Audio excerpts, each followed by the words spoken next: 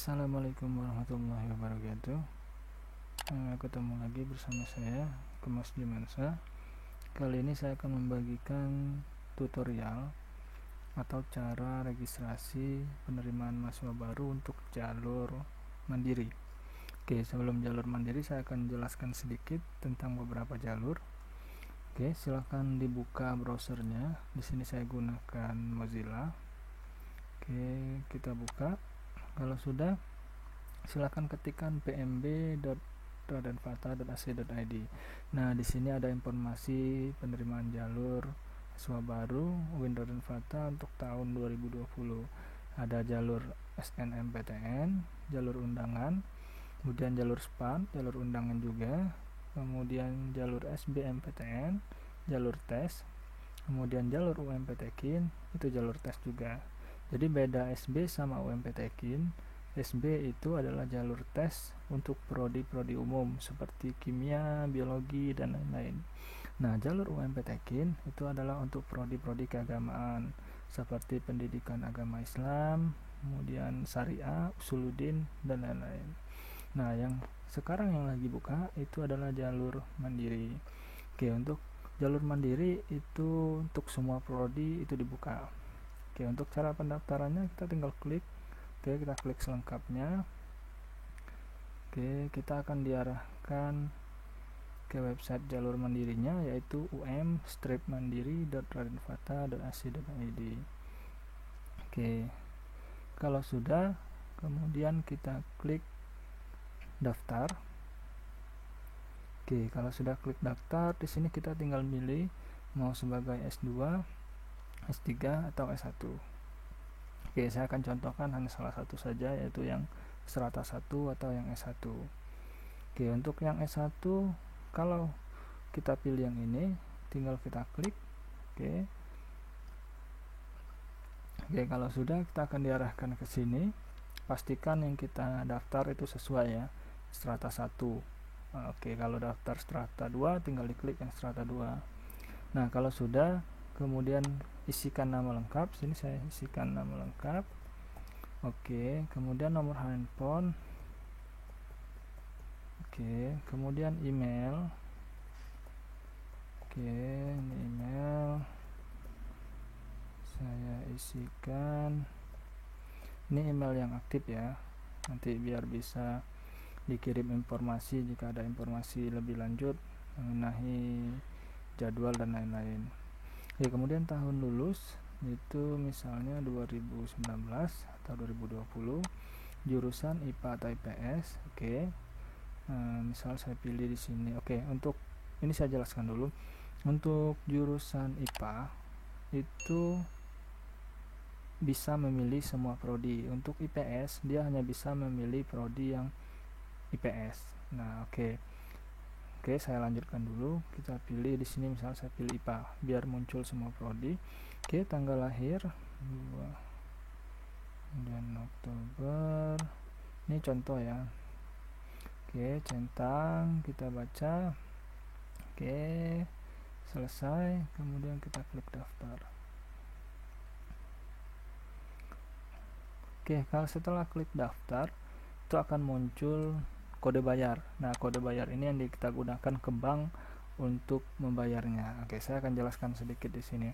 Oke, yang pertama, usahakan untuk browser itu gunakan browser versi terbaru, misalnya Chrome atau Mozilla yang versi terbaru. Nah, kemudian nanti akan dapat file PDF seperti ini. Nah, gimana kalau tidak dapat? Kalau tidak dapat, itu bisa didaftar ulang lagi dengan email yang berbeda tetapi. Oke. Nah, di sini kalau sudah dapat kode bayar ini, itu digunakan untuk bayar ke bank. Bisa melalui ATM, mobile banking, internet banking, atau bisa melalui teller. Nah, untuk bank yang support ATM itu seluruh bank yang kerjasama dengan kita, yaitu bank yang kerjasama. Sebentar, saya catatkan. Oke, untuk bank yang kerjasama itu ada Bank Babelan, Bank Mandiri yang syariah. Kemudian malah yang konvensi kalau yang biasa. kemudian syariah. Oke, ini ada 1, 2, 3, 4, 5, 6, 7 bank. Jadi ada 7 bank yang kerjasama. Nah, untuk yang di Bank Sumsel itu pemain bis ATM. Oke, ini kalau untuk Mandiri itu bisa melalui ATM dan internet banking. Bisa juga. Oke. Sama seluruhnya untuk teller itu bisa. Teller ini bisa juga. Oke, kemudian ini sama teller juga bisa. Ini bank yang support. Nah, untuk tutorial cara pembayaran itu biasanya itu ada di menu pendidikan. Kalau nggak salah, saya nggak hafal satu persatu. Saya akan coba carikan kalau. Oke. Tadi kalau setelah kita buka, kemudian kita buka kembali websitenya ummandiri.rodanvarta.ac.id, kemudian kita login. Oke, kita login dengan kode peserta tadi. Nah, usahakan untuk file ini kita download. Kenapa kita download? Takutnya nanti kita lupa atau kita hilang. Kita foto boleh, kita cetak boleh, yang penting kode bayarnya harus tahu, jangan sampai hilang. Nah, kalau sudah, kemudian kita tes login. Oke, masukkan tanggal lahir, kemudian tanggal lahirnya itu sama seperti yang kita daftarkan di awal. Oke, kalau sudah login berhasil ya. Oke, ini berarti kita belum membayar, jadi kita belum bisa, jadi dia hanya tampil seperti ini. Oke, untuk membayarnya kita ke bank seperti yang saya katakan tadi, ke teller, ATM atau lain, dengan menyebutkan nomor kode bayar ini. Oke. Nah, kalau sudah, sekarang kita coba bayar. Kalau sudah bayar tapi masih tampilannya seperti ini, usahakan logout keluar dulu. Sudah keluar, login kembali. Oke, setelah login, masukkan kode yang tadi, kemudian tanggal lahir yang kita daftarkan tadi, kemudian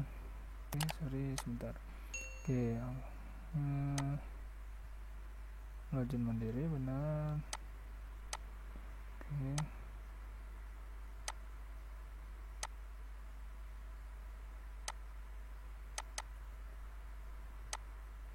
Oh, ininya salah, sorry.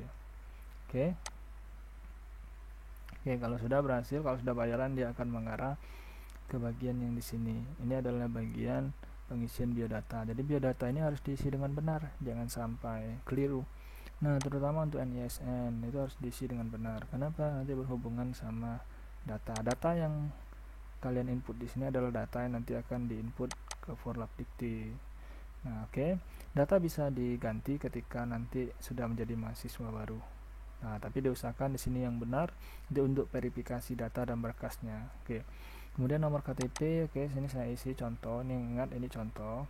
NPWP jika tidak ada dikosongkan. Warga negara pilih Indonesia, kemudian jenis kelamin, tempat lahir, misalnya Palembang. Oke, tanggal lahir sesuai dengan yang kita daftarkan tadi.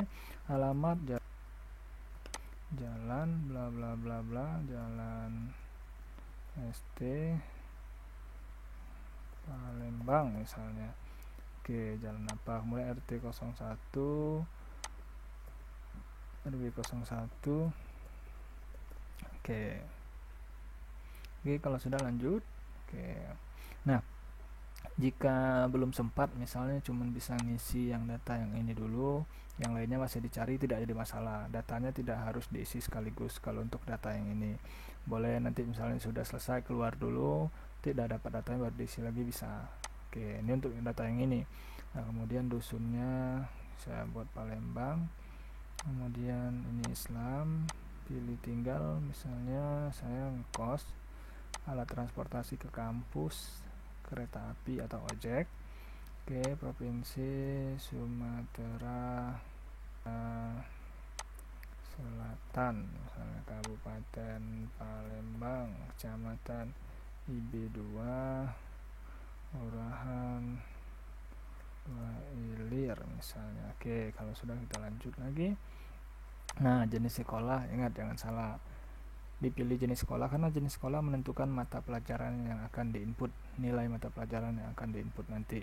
Oke, untuk jenis sekolah bisa dipilih, misalnya saya pilih muadalah. Muadalah ini adalah biasanya pondok pesantren biasanya pondok pesantren tertentu. Tapi kalau pondok pesantren umum itu bisa MA atau MA swasta, bebas. Jadi silakan dipilih. Oke, misalnya saya pilih di sini SMA, nama SMA saya SMA N1 misalnya Palembang. Oke, tahun lulus misalnya 2019. Kemudian nilai rata-rata UN, karena tidak ada UN kemarin bisa dikosongkan, 0 aja. Nomor ijazah karena belum keluar bisa diisi 0 atau dikosongkan. Kemudian akreditasi sekolah B misalnya. Oke, misalnya kemudian saya lanjut. Nah, setelah menginput itu nanti kita diwajibkan untuk menginput nilai raport. Nah, nilai raport, ingat jangan sampai salah untuk nilai raportnya. Kenapa? Karena nilai raport ini nanti akan menjadi salah satu penentu kelulusan. Jadi kelulusan nanti salah satunya akan ditentukan dari nilai raport. Nah, untuk isi nilai raportnya sesuai dengan mata pelajaran, misalnya bahasa Indonesia. Misalnya mata bahasa Indonesia berapa nilainya, silakan diisi. Nah, ingat mengisinya tidak harus terburu-buru untuk yang ini, cuman jangan disubmit. Jadi harus diisi sekaligus dalam satu kali isian. Makanya dikumpulin dulu kalau memang belum tahu, tapi kalau udah tahu tinggal diisi aja satu persatu. Nah, jadi misalnya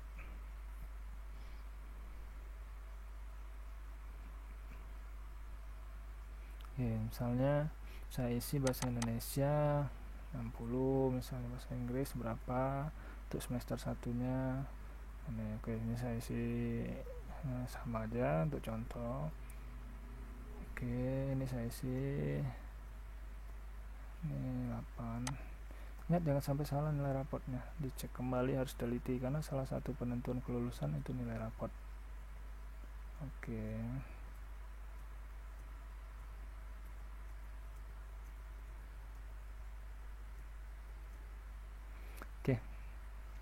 ini nilai raport ya, jangan sampai salah diisi. Ada yang salah diperbaiki, dicek-cek lagi. Nah, ingat ini nilai rapotnya ada yang untuk semester 1 kelas 9, semester 2, semester 1 kelas 10, semester 2. Oke, kalau sudah ingat. Nah, ini harus benar. Kenapa? Karena ini hanya bisa dilakukan sekali. Kalau sudah submit dan sudah yakin, itu nggak bisa diganti. Nah, oke. Nah, diisi dengan yang benar. Karena kalau tidak benar, nanti resikonya bakal ngaruh di kelulusan nanti. Karena salah satu penentu kelulusannya itu nilai raport. Oke, kalau kita sudah yakin kita tinggal submit. Oke, kalau sudah yakin dan kita submit, baru berikutnya kita ngisi nilai yang lain. Nilai yang lain itu kita isi sebentar. Oke, kalau sudah kita isi nilai yang lain, yaitu nilai prestasi yang ini. Nah, ini kita isi jika ada prestasi. Jika prestasinya tidak ada, ya tidak usah diisi. Jika prestasinya tidak ada, tapi jika prestasinya ada tinggal diisi, misalnya juara olimpiade misalnya, olimpiade tingkat nasional juara 2. Oke, kalau ada. Nah, kalau nggak ada nggak usah. Oke, kalau sudah kemudian tinggal dilanjutkan. Oke, kemudian tinggal ngisi biodata kedua orang tua. Oke, ini diisi. Jika tidak ada NIP bisa dikosongkan, NIP-nya nama pasti ada. Nah, ayah, tanggal lahir 25 bulan. Oke, ini saya isi aja. Ini saya isi contoh, jadi jangan diikuti, ini contoh. Silahkan isi sesuai dengan data real. Oke, pensiunan misalnya penghasilan berapa, agama Islam. Oke, ini kita kosongkan nama ibu, tanggal lahir berapa, bulan berapa, tahun berapa, pendidikan apa, si hidup, pekerjaan buruh, penghasilan berapa, agama Islam. Oke, lanjut. Oke, terakhir baru kita ngisi foto. fotonya kita isi, kita ambil fotonya. Oke, ini saya isi foto deh. Oke, kemudian lanjut. Oke, untuk pilihan prodi, karena tadi saya IPA jadi muncul seluruh pilihan prodi. Oke, saya pilih prodi yang ingin saya pilih di pilihan 1. Ingat jangan salah, biasanya pilihan 1 ini adalah pilihan yang memang kita ingin masuk di prodi itu, jadi jangan sampai salah. Jadi misalnya saya ingin masuk ke ekonomi syariah, oke, kemudian saya pilih ekonomi syariah untuk pilihan 1. Kemudian pilihan 2 saya pilih misalnya pilihan 2 saya ambil hukum ekonomi syariah. Kemudian pilihan 3 itu ilmu hadis misalnya. Oke, kalau saya sudah yakin saya simpan, tapi lanjutkan. Tapi kalau belum yakin, saya mau tanya-tanya kedua orang tua dulu atau tanya keluarga, boleh silakan keluar, nanti bisa lanjut, tinggal lanjut lagi. Tapi kalau emang udah yakin, tinggal klik lanjut.